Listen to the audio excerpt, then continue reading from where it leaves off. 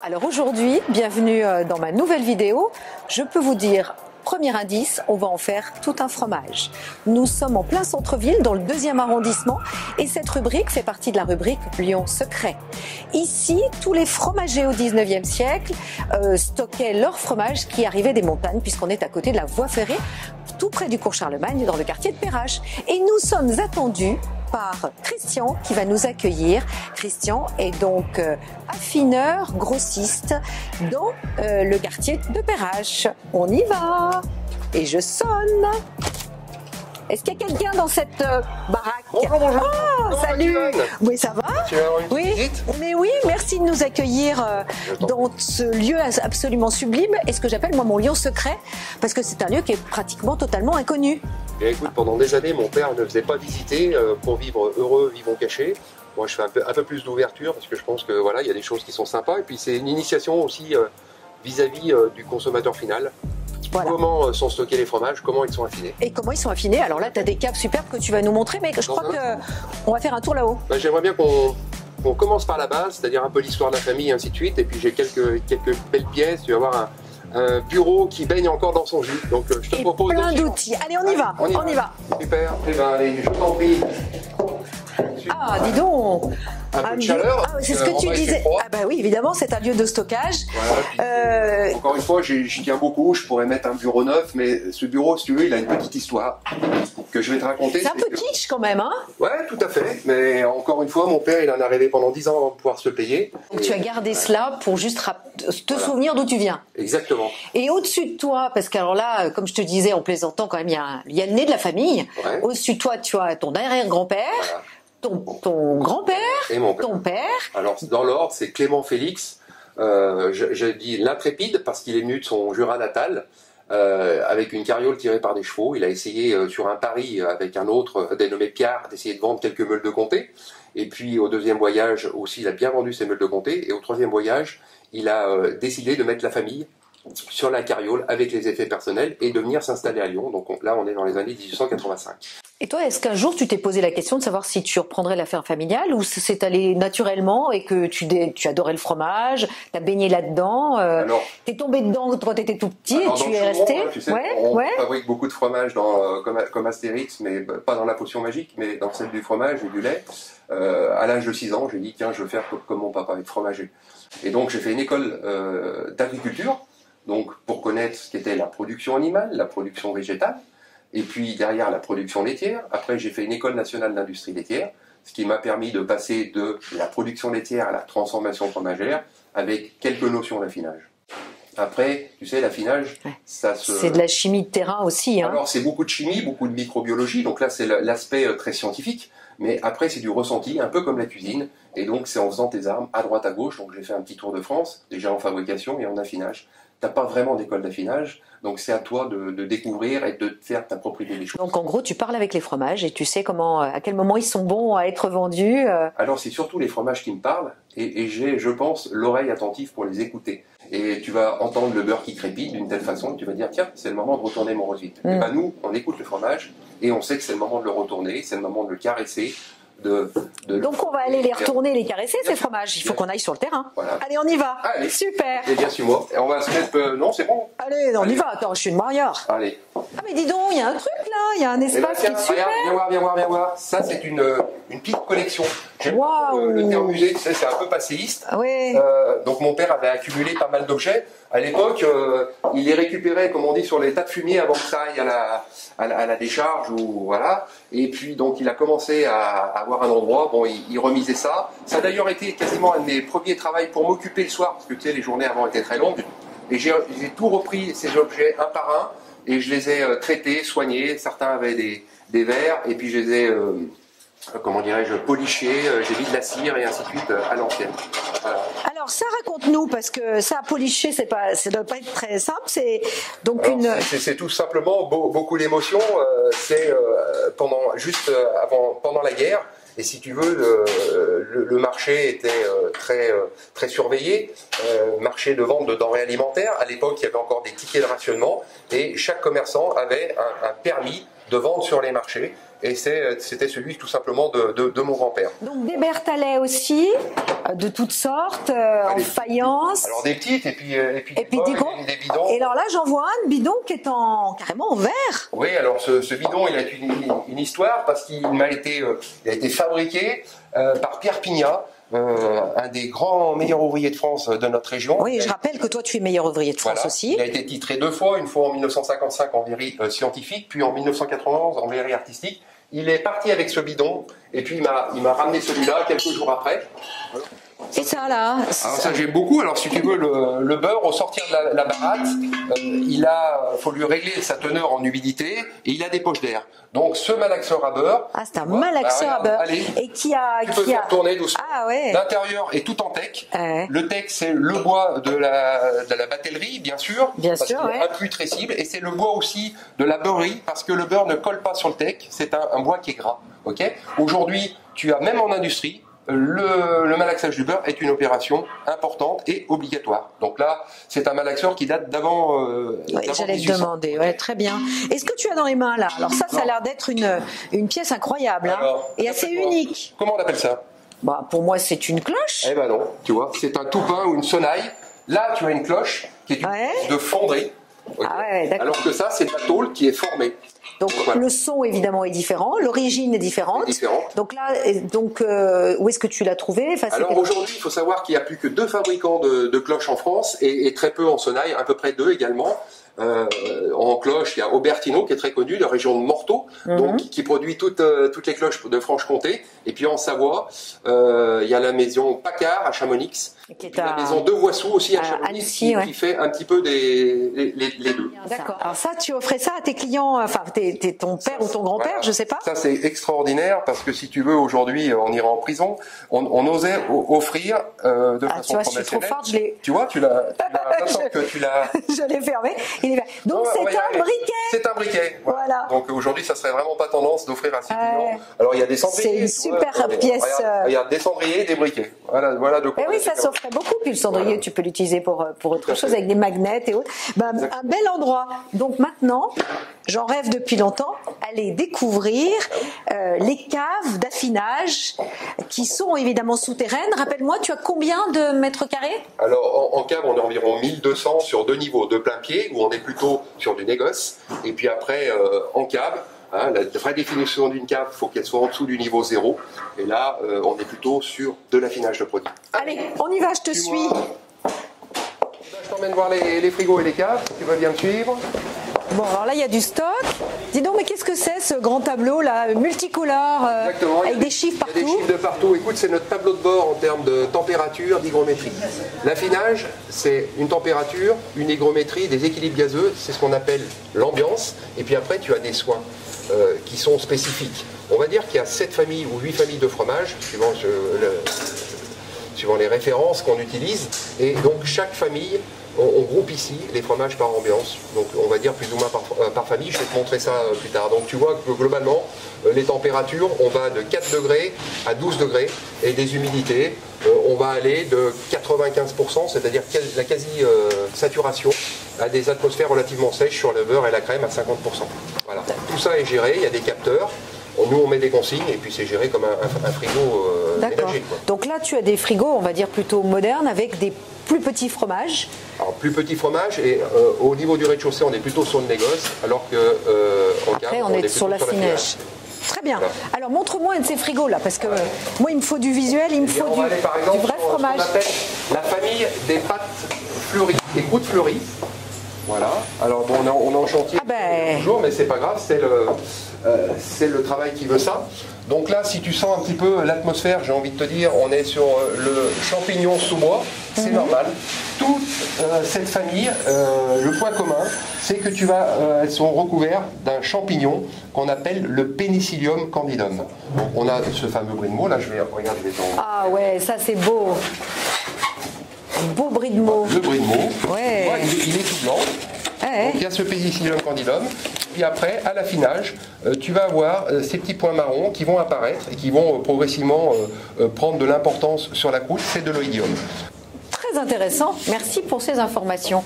Alors, on va changer Je reviens quand même à te dire, par rapport à la température de ce frigo, là, on est entre 10 et 12 degrés, avec des hygrométries de 75 à 90% à peu près. Que 1 degré pour le fromager, c'est très important. Voilà.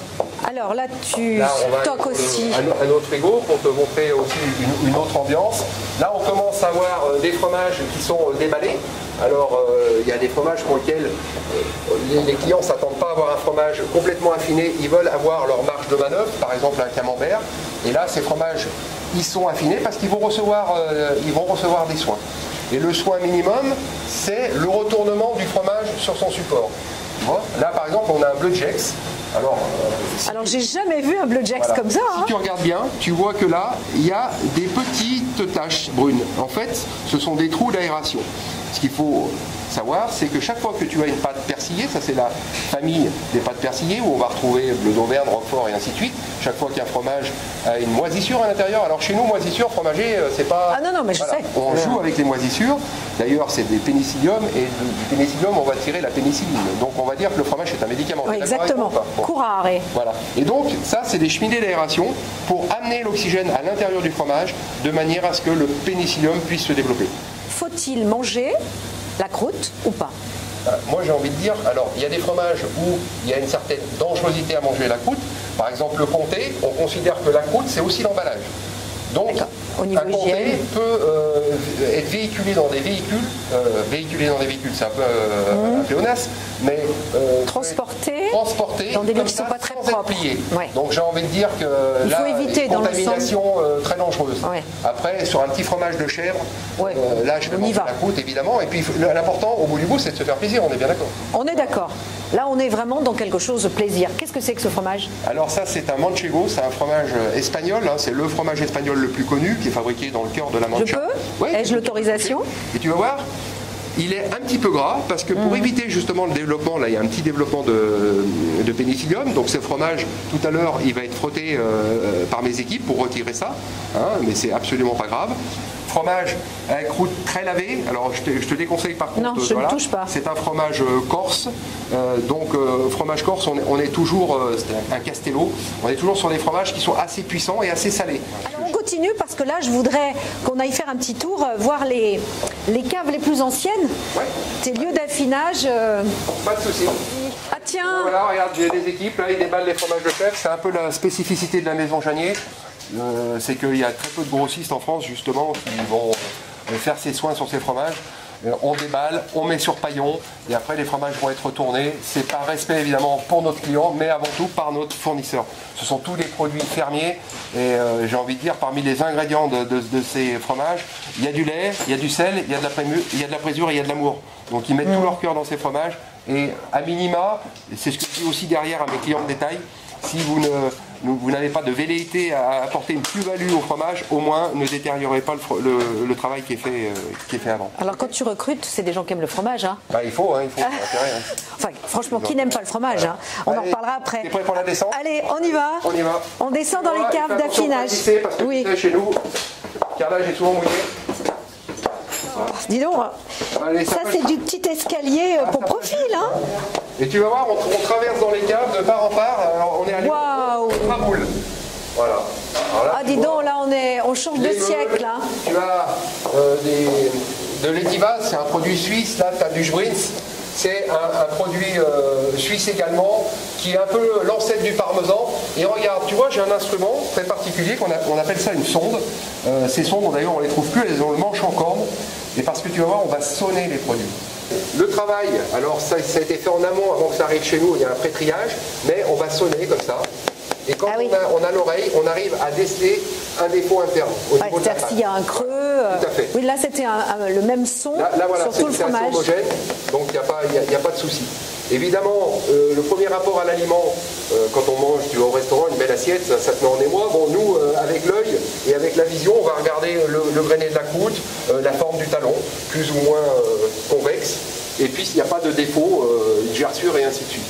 Après, avec ma sonde, eh bien, je vais prélever un échantillon. Ok. Hop. Après, je vais sentir.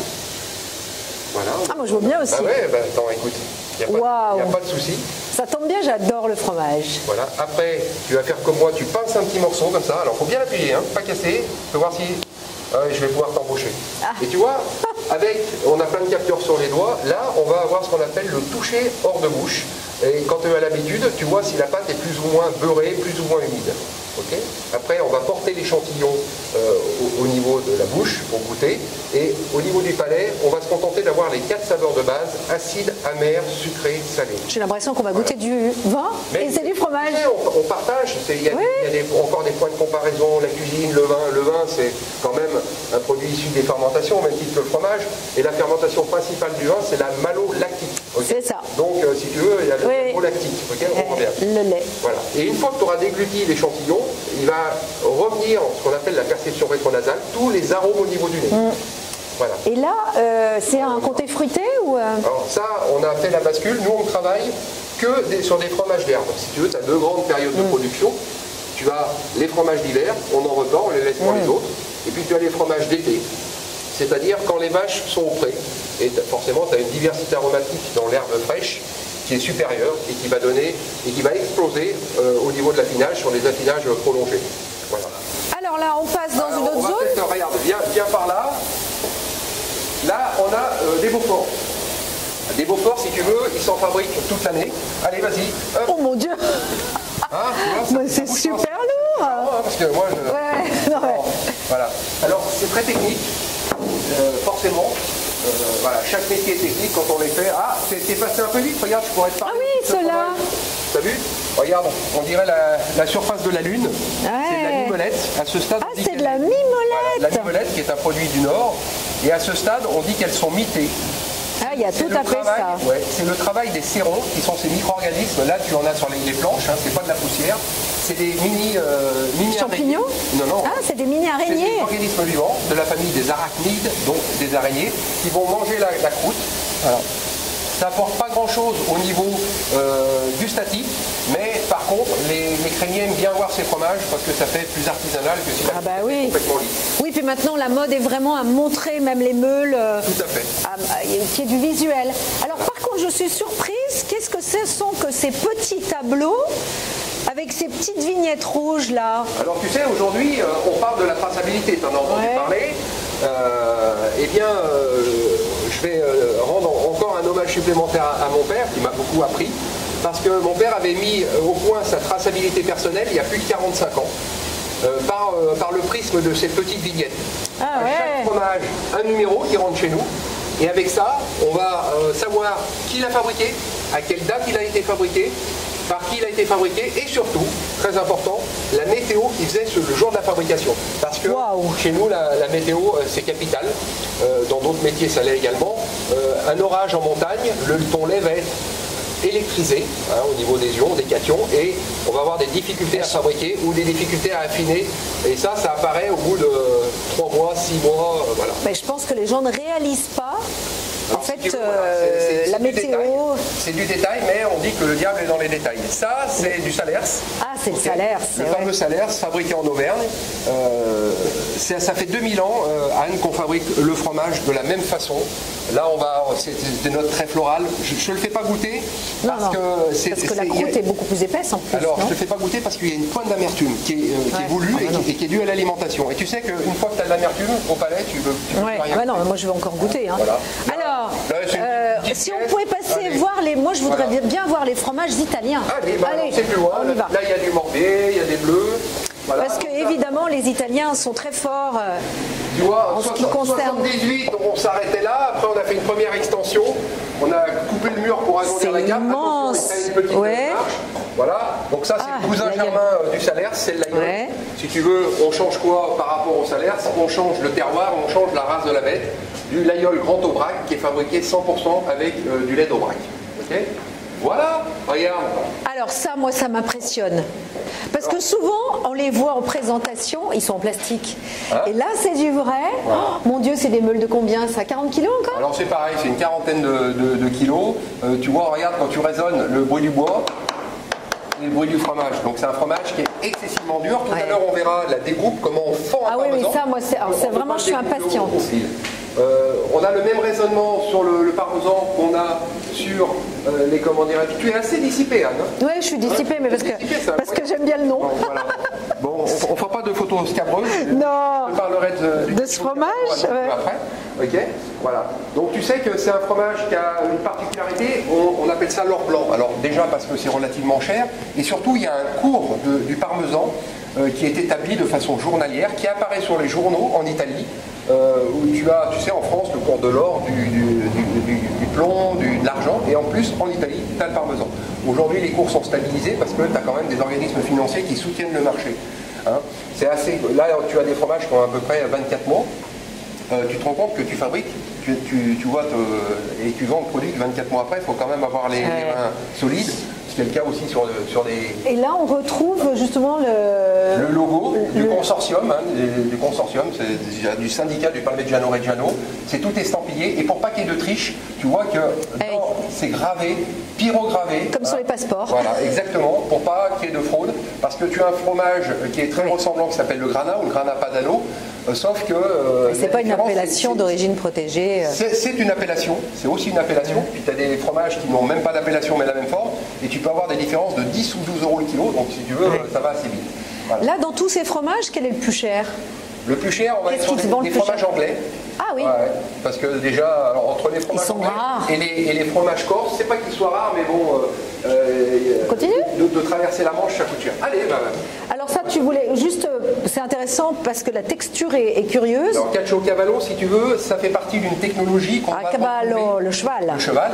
Une technologie qu'on va retrouver qu'en Italie à la base, ce sont les pâtes filées qui permettent d'aller sur les fabrications, par exemple, de mozzarella, tu es d'accord? Donc à la base, c'est aussi souple qu'une mozzarella, sauf qu'on va saler en surface. Ça va provoquer la formation de la croûte et puis on va faire sécher progressivement, enfin le fromage va sécher progressivement au niveau de l'affinage. Alors c'est un fromage que tu peux manger à la main, mais c'est surtout un fromage qui trouve utilisation dans la cuisine italienne. C'est la grande gastronomie italienne, il y a toujours du fromage de partout. Toujours du fromage. Je me suis toujours demandé comment on coupait une telle meule de fromage. Donc vous êtes meulier. Tout à fait. Chez Christian. Tout à fait. Oui. Alors racontez-nous comment vous coupez ça. Allez-y, montrez-nous tout de suite et en nous expliquant. Tout simplement, au départ, il faut faire un petit repère pour trouver en fait le milieu de la meule. Ouais. Pour être le plus au milieu possible parce qu'en fait, sur le devant de la meule, vous avez un petit repère. Je vais vous le montrer après. Donc là, vous avez une sorte de couteau. Alors, là, en fait, ouais, c'est un poignard qui casse la croûte du parmesan, parce que la croûte est très épaisse. Le fil quoi, ne genre passe 2 pas. cm? Non, pas tant. 1 cm? Je dirais 1 cm. Ouais. Donc là, vous avez fait une toute petite... Là, je fais une entaille, en fait, au poignard. Ouais. Je vais la continuer sur la face du parmesan, là où, en fait, il y a le logo du parmesan. Ce qui est une référence pour vous. En fait, ça prouve l'authenticité du parmesan. C'est un parmesan, en fait. Donc là, c'est pareil, il faut être le plus droit possible pour casser la croûte jusqu'au bout de la meule. Ensuite... Donc là, cette meule, elle pèse combien? C'est 42 kg. 42 kg. Elle avait pesé tout à l'heure. Donc là, pareil, pour l'autre côté, d'accord. En fait, on refait le repère afin d'être le plus droit possible. Hop. On casse la croûte. Ouais, donc c'est quand même physique, hein? Assez, oui. C'est le parmesan, je pense que c'est le plus physique à découper parmi les meules. Et il y a des jours où vous en coupez 50? Oula, non, pas jusque-là, pas 50, mais 4, 5, ça arrive. Alors donc là, on peut voir que le fromage, il est entaillé sur toute la moitié. Donc là, on va pouvoir passer avec les poignards, en fait. Donc ça, c'est des poignards. Tout à fait des... Ah ouais, mais alors là, c'est vraiment un travail d'adresse quand même. Et là, en fait, il faut vraiment y aller, hop, ah ouais, toujours en essayant d'être le plus droit possible, jusqu'au bout. Tac. Ah oui, donc plusieurs poignards pour qu'évidemment vous puissiez ouvrir le fromage en deux, en fait. Ah ouais, c'est ça. Hop. Voilà. Parce que normalement, tous les autres fromages sont coupés au fil. Tout à fait. Et celui-ci, donc, avec ses poignards. Et celui-ci, en fait, dû à sa croûte, se coupe. Voilà, d'accord. Il parmigiano. Le demi. È bellissimo. Superbe. Oui, en effet, il y a une belle croûte qui fait un petit centimètre quand même. Tout à fait, oui. Vous avez même des... Ah ouais, si vous allez, je goûte, j'adore. Merci JP pour cette démonstration qui va intéresser beaucoup de monde. Avec plaisir. On va passer à un des moments que je préfère, la dégustation. Et ben voilà. Alors, qu'est-ce que tu nous as préparé? Vas-y, montre-nous. La petite boîte surprise. Donc c'est ce qu'on appelle un peu de la découpe artistique, pour faire la différence avec une découpe académique, on va dire, qui a été réalisée par mon fils Pierre. Voilà, donc c'est sa sélection. Il y a 5 fromages, tu sais, c'est comme les fleurs, c'est toujours un nombre impair. 3, 5. Moi je trouve que 5 c'est déjà bien parce que tu as une diversité de goût et d'arômes. Au-delà, c'est compliqué. Alors, tu vois, pour la dégustation, on va commencer par ce petit fromage de chef qui est un valençais, qui est fabriqué dans le Berry, qui a la particularité d'avoir une croûte cendrée, la cendre aussi dans un but de conserver. Après, on va passer sur le fromage de brebis. Bien souvent, on va goûter le brebis avant la chèvre, mais ce fromage s'appelle un lingot de Saint-Nicolas, qui est fabriqué par des moines orthodoxes. A une particularité, c'est qu'il y a de l'huile essentielle de thym. Donc ça va passer au-dessus. Après, on va naturellement arriver sur le comté, voilà, mon fromage de prédilection. Donc là, on est sur un fromage qui a quasiment 2 ans. Voilà, donc avec une petite découpe, il y a des outils de découpe. Et ça existe, ça s'achète dans le commerce? Parce que ça, c'est très joli à trouver, mais ça se trouve. Après, on va aller sur la fourme de Montbrison. On va avoir une légère pointe d'amertume, c'est pour ça qu'on la goûte après le comté, une pâte persillée de vache. Et on va terminer sur le fromage là qui est le plus relevé, c'est-à-dire un Livaro. Eh bien, santé, Anne. Santé. J'ai été ravie de passer ce moment avec toi, c'était vraiment très intéressant. Donc bientôt une autre vidéo, n'hésitez pas bien sûr à liker, à vous abonner si vous n'êtes pas encore abonné et à suivre mes prochaines vidéos comme les anciennes qui sont toutes très intéressantes et qui parlent de secrets de Lyon mais aussi de lieux de toute la région. À très bientôt.